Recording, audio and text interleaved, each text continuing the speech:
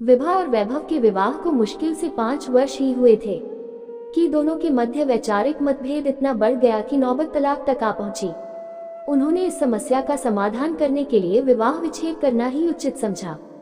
एक बेटा अनिरुद्ध जो कि 4 वर्ष का था, दोनों की मनोदशा से अनभिज्ञ नहीं था। विवाह विच्छेद के पश्चात वह कभी माँ के साथ रहता तो कभी पिता के साथ। धीरे धीरे वह बड़ा होने लगा और उसका बालमन माता पिता दोनों का प्रेम एवं दोनों का साथ पाने के लिए लालायित होने लगा। वह कभी विभा से पूछता, हम पिताजी के साथ क्यों नहीं रहते? जैसे सबके मम्मी पापा घर में साथ रहते हैं वैसे ही मेरे पापा हमारे साथ क्यों नहीं रहते? कभी वह अपने पिता से पूछा करता, पापा आप खाना क्यों बनाते हो? सबके घर पर मम्मी खाना बनाती है, हमारे घर पर क्यों नहीं? उसके हृदय स्पर्शी प्रश्नों को सुनकर दोनों निःशब्द रह जाते। उत्तर भी क्या देते। दोनों के बीच दूरियां जो इतनी बढ़ गई थी कि उन्हें पाटना अब नामुमकिन ही था। अनिरुद्ध का जन्मदिन निकट आ रहा था। विवाह विच्छेद के पश्चात अनिरुद्ध बारी बारी से दोनों के साथ अपना जन्मदिन मनाता था, कभी पिता के पास तो कभी माँ के पास। इसी तरीके से जीवन चल रहा था। अनिरुद्ध हमेशा अपने ईश्वर से यही मानता था कि काश उसके माता पिता भी एक साथ मिलकर उसके साथ रहें। एक दिन विभा अनिरुद्ध को मॉल में लेकर गई और उसे आकर्षक उपहार दिखाए। अपने जन्मदिन के लिए कोई तोहफा पसंद कर लो, विभा ने खुश होते हुए अनिरुद्ध से कहा। किंतु अनिरुद्ध के चेहरे पर इतने महंगे महंगे उपहार देखकर भी मुस्कान न आ सकी। अब विभा ने खींचते हुए कहा, आखिर तुम्हें क्या चाहिए? अनिरुद्ध ने धीरे से कहा, पापा। इस वाकये के बाद विभा रात भर सो न सकी। अनिरुद्ध की यह चाह वह पूरी तो करना चाहती थी, किंतु बीच में विभा का अहम आ जाता था। आखिर तलाक की मांग भी तो उसी ने की थी। वह वैभव के माता पिता के साथ नहीं रहना चाहती थी।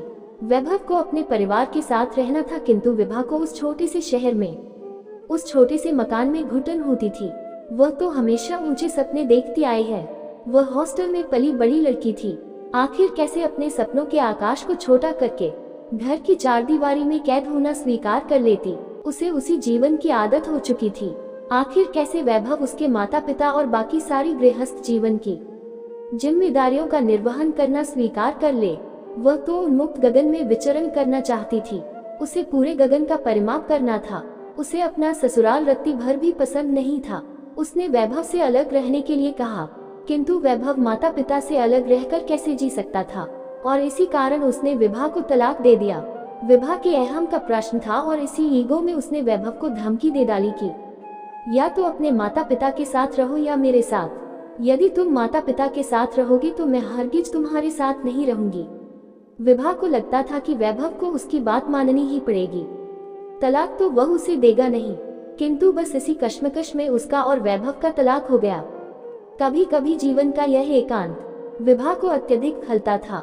उसका भी मन करता कि एक ऐसा घर होता जहां बूढ़े और छायादार वृक्ष भी होते। यदि घने वृक्षों का साया न मिले तो फूलों की सुंदर क्यारियों को मुरझाते देर नहीं लगती है। विवाह विच्छेद के बाद विभा उसी शहर में नए फ्लैट में रहने लगी थी। आखिर वह एक निजी कंपनी में कार्यरत थी, उसे सैलरी भी अच्छी मिलती थी, किंतु इन सब सुख सुविधाओं के बीच कहीं कोई कमी सी थी। वह खालीपन वैभव के न होने से था।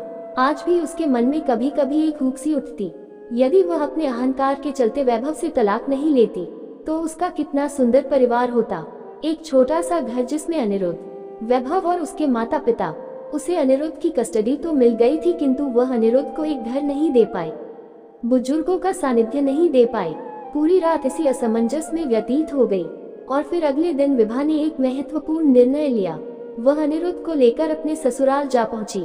उसने वैभव की मां के चरण स्पर्श किए और पिताजी को नमन किया। वैभव की मां विभा को देखकर आश्चर्य से भर गईं।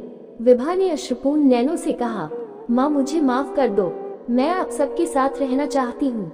मैं जानती हूँ कि मैंने जो किया उसकी क्षतिपूर्ति तो नहीं हो सकती, किंतु अपने पोते की खातिर आप वैभव से बात कीजिए, हम सब साथ रहेंगे। अनिरुद्ध दादा दादी से लिपट गया।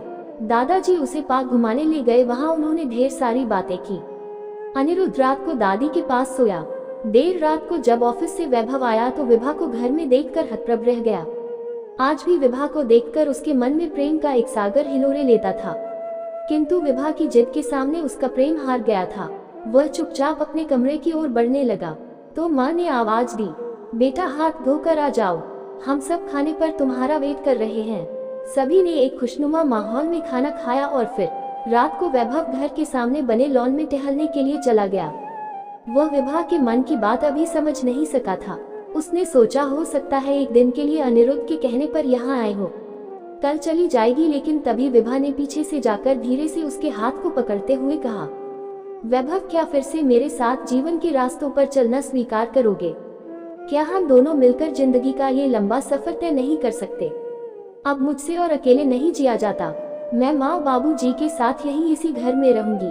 तुमसे बिछड़कर ही मुझे इस बात का एहसास हुआ कि मेरे जीवन में तुम्हारी उपस्थिति का क्या मूल्य था। दोनों के आंसुओं से सारे गिले शिकवे मानो धुल गए और फिर वैभव ने विभा को अपने सीने से लगा लिया। वैभव की धड़कनें जैसे विभा के निर्णय को सहमति प्रदान कर रही थी। फिर अनिरुद्ध के जन्मदिन की तैयारियां चलने लगी। अनिरुद्ध भी अपने इस जन्मदिन पर बहुत ज्यादा प्रसन्न नजर आ रहा था।